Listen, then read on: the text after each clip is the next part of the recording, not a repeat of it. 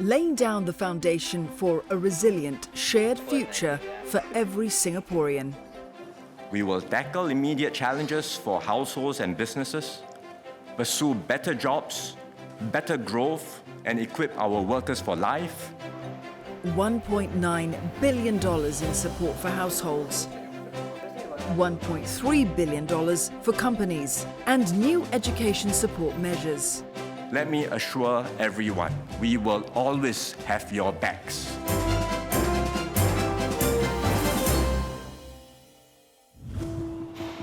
Saving up to buy a home is a priority for 63-year-old Jimson Lim.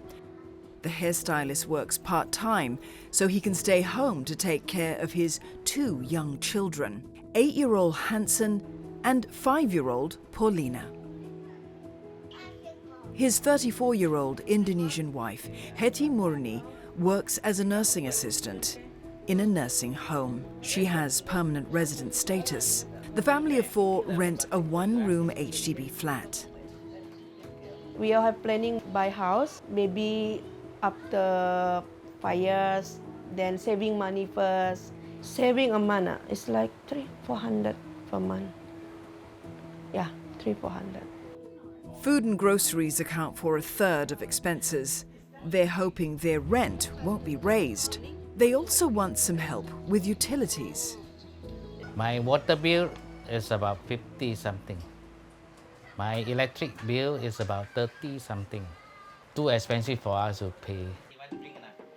They receive support from the Ministry of Education's Financial Assistance Scheme, which helps with school fees and transport.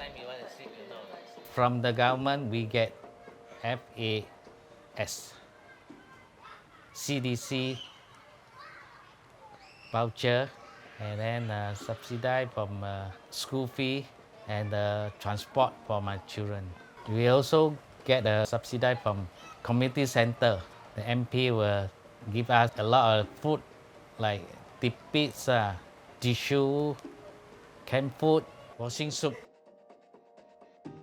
In this budget, the family can look forward to components of the $1.9 billion assurance package, including CDC vouchers and a cost of living special payment. We saw a welcomed increase in the assurance package. Enhancements to that relevant package would put cash directly into the hands of Singaporeans and their families. And I think that's very important because cash allows individuals to make a decision how they want to use the money. In addition, Mr. Lim qualifies for the modular package, so that will increase his CPF account towards things like retirement and medical needs. For Mr. Lim and his family, they can expect to receive approximately $9,050 throughout this year, and that will help them towards managing their household expenses a bit more comfortably. And actually, both Mr. and Mrs. Lim also qualify for workfare. The good news is that workfare payments are going to increase next year.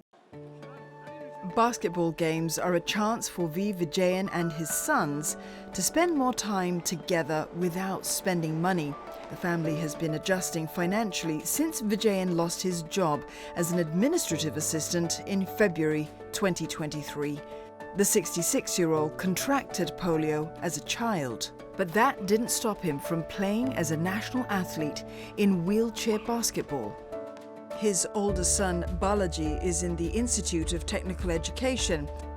Younger son, Vishnu, is in Primary 5. Home is a 3-room HDB flat for Vijayan, his wife, and 2 sons. His eldest daughter is married and lives separately. 3 months after he lost his job, Vijayan got a position as an e-dealer in May 2023 with the help of SG Enable. His current salary is significantly lower than what he used to earn. His wife, Rani, works as a part-time aviation security officer. My biggest financial challenge is I have to pay up this flat, which is my outstanding is 48K. My mortgage value for this house is 521 per month. That is including me and my wife's. We pay by CPF. From the month of May till today, my CPF is not enough to pay my mortgage value. So I have to use my wife's CPF to sustain to cover my CPF. And I don't know how long my wife is going to survive in working also. So medically she is not well also. So this is where the financial pain we will be facing lah. They'll also get some relief from this budget.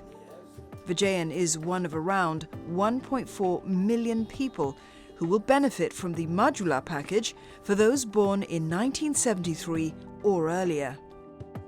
So for Mr. Vijayan and his family, they can expect to receive transfers in the form of cash top-ups, CPF contributions, and also rebates amounting to approximately $8,500 throughout the year.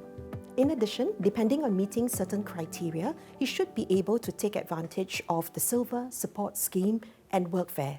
And these schemes would help to put more money directly into the pocket. These children are no strangers to the art of baking.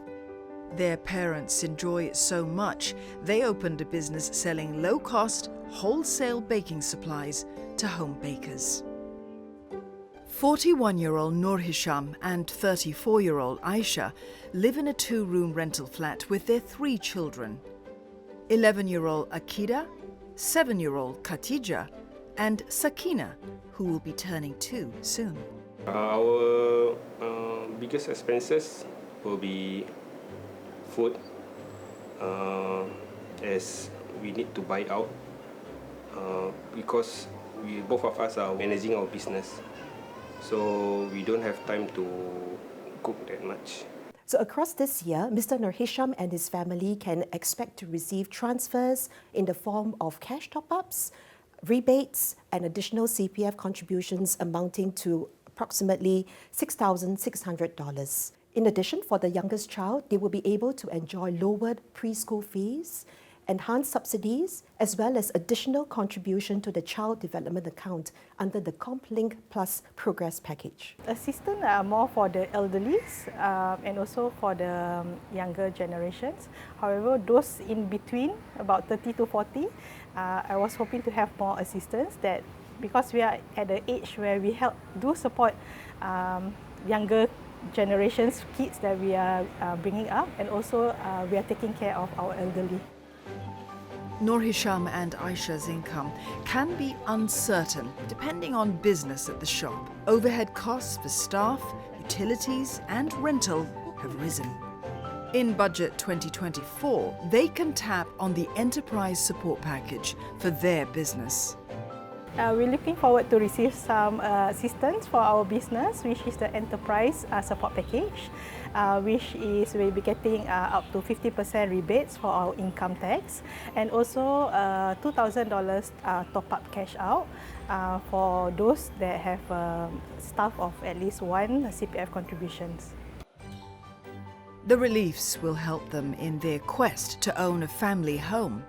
I feel that owning my own home is important to me, as I have 3 daughters and they do need their own space, they do need their own privacy.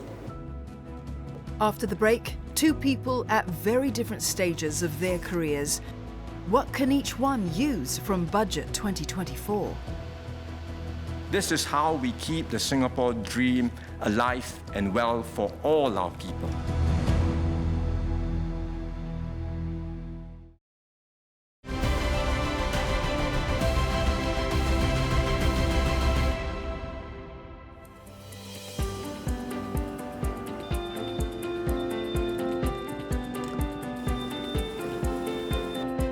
"55-year-old Vani has seen major changes in her industry since she joined ST Logistics over 2 decades ago.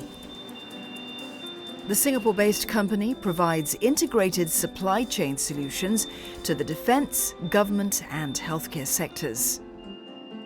My current role in ST Logistics is taking care of medical procurement. When I started, I was doing manual procurement, and now we have converted to all e-procurement. It's a tremendous change, actually. In 2020, Vani used her Skills Future credits to apply for a specialist diploma in supply chain management. learning skills that became critical when the COVID-19 pandemic upended supply chains.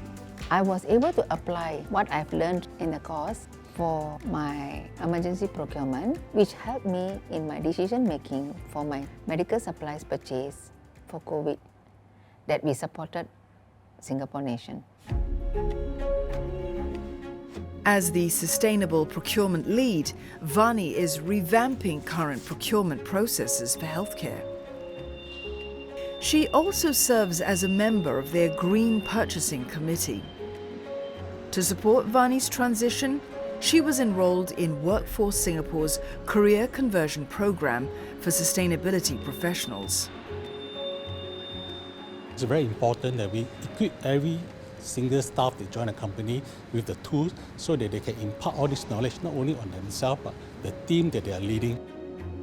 For Vani, there is still much to learn, and she's already planning what to do with the Skills Future Level Up program. The most exciting part of Budget 2024 for me is Skill Future Credit Top-Up for the age 40 and above. My previous year, the credits that balance is not sufficient for the courses that I would like to apply.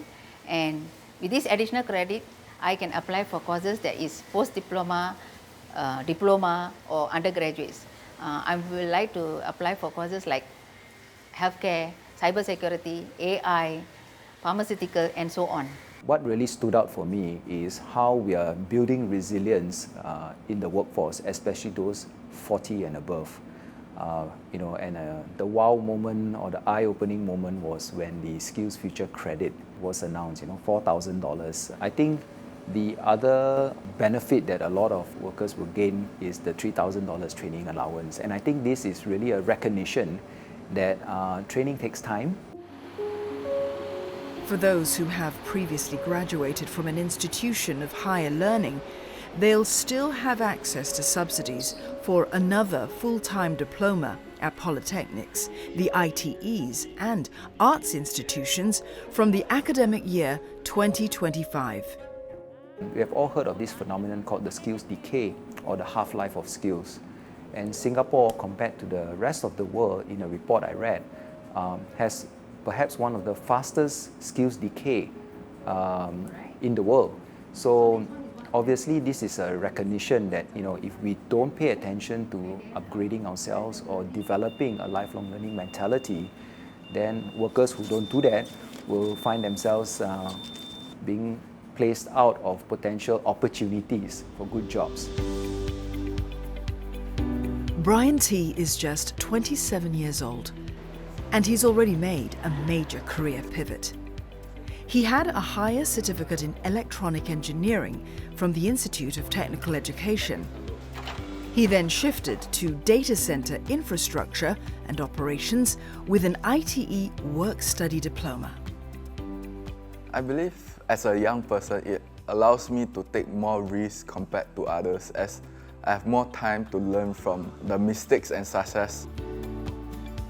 There were several initiatives that helped. The full course fee sponsorship, combined with full-time employment and wages with his ITE work-study diploma partner company, Equinix, and the $5,000 sign-up fee. I'm already a full-time engineer with a lot of experience compared to fresh grads out there. Many times we find that the trainees come back with latest knowledge and newer knowledge than us, so they do share with us, the lecturers, on the new skills they have learned. Now Brian has the important task of ensuring the smooth running of internet services. I actually had to reskill as I did electronic engineering in the past, and I'm currently stepping into a whole new industry of data center. There's not much relevance. Right now, he's focused on more short-term professional courses. But he'll be able to use the new ITE Progression Award to further his education. ITE graduates aged 30 and below will be given a $5,000 top-up to their post-secondary education account when they enroll in a diploma program and an added $10,000 in their Central Provident Fund ordinary account upon completion. Brian's goal is to get a degree, and he's hoping for support there in future. I actually hope that the government provides more support and grants in terms of industrial-based degree and diplomas. I think the government's move to level up the ITE is good because the wage differential between the ITE, the polys and the universities, clearly there's a gap, and to build a fairer society, I think we need to equalize some of these gaps. Up next, navigating choppy waters. How a new $1.3 billion enterprise support package can help businesses.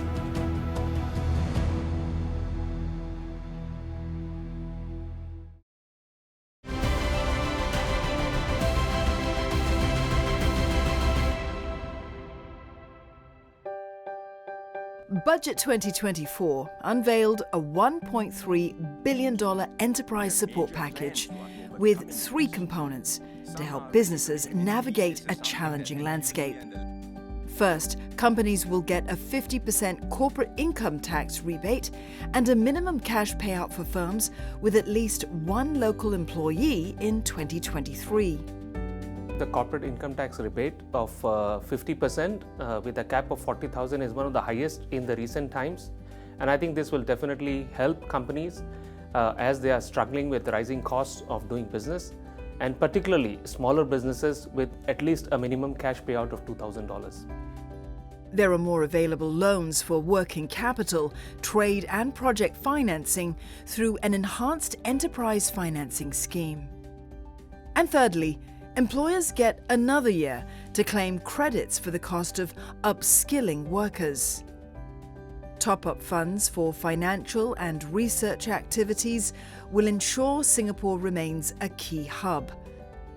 In the tech space, over $1 billion will be invested in artificial intelligence or AI development over the next 5 years.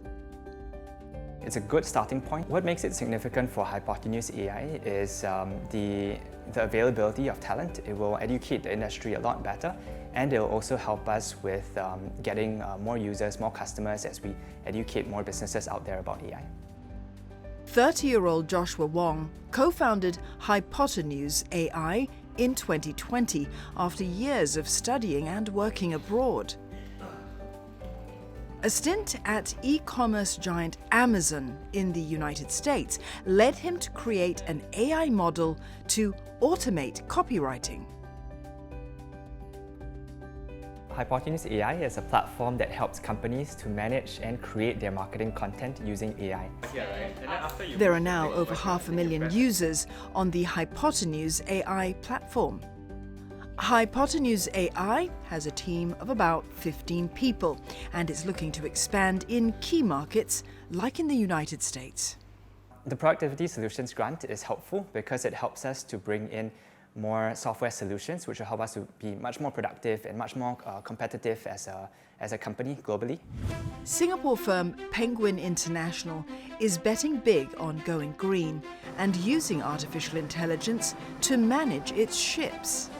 Penguin is a key player in the marine industry, and its sustainability efforts are already making a big impact. Currently, we are solarizing our shipyard in Tuas. With the change from grid power to solar power, we are developing an AI-powered ship monitoring system. We invested about 100,000 for this project. Penguin runs a fleet of fully electric ferries, a first of their kind to operate in Singapore. These electric ferries only require 6 to 8 minutes of rapid charging when passengers are disembarking. The 3 ferries shuttle more than 3,000 passengers a day between Pasir Panjang and Shao Bogor. Together, our 3 electric ferries eliminate 6,000 tons of CO2 a year. Penguin's move to lower carbon emissions began in 2016 when it retrofitted one of its conventional vessels to harness solar energy. To defray the construction costs of its electric ferries and shore charges, Penguin turned to government-led financing. In 2021, we actually applied for an EFF green loan with DBS to finance our electric dream project. With the support of Enterprise Singapore, we successfully obtained a 7-year term loan from DBS that is backed by a 10-year charter contract with Shell. This year, more green loans will be available as Budget 2024 also sets aside resources in a future energy fund. The $5 billion fund essentially will help prepare for low carbon solutions like green hydrogen, ammonia, geothermal, small modular nuclear. So over the next 5-10 years, this fund will encourage people to invest in this infrastructure, capacity development, potentially some research and development, and some pilot projects. And this will essentially help us prepare for that new energy future. Small and medium-sized enterprises, or SMEs, are crucial in helping Singapore reach its net zero goals. By partnership between small and medium enterprises and multinational enterprises, we can actually help prepare each other in not only in terms of capacity development, but also in terms of looking at new processes, systems for reducing the carbon impact. Penguin's Electric Dream project is an example of how green innovation grows through partnership. To attract more investments, Budget 2024 has introduced the Refundable Investment Credit. That's a tax credit with a refundable cash feature. It's a welcome relief as Singapore moves to implement a 15% global minimum effective tax rate on large multinational groups. Having a clear roadmap and having support for multinational companies through good schemes which have been announced, I think that will help cushion the impact of this change. Regardless of uncertainties and changes that lie ahead, Budget 2024 carves a concrete path for a shared future where businesses, families and workers can thrive. We will do whatever it takes to secure our place as one of the leading economic hubs in the world.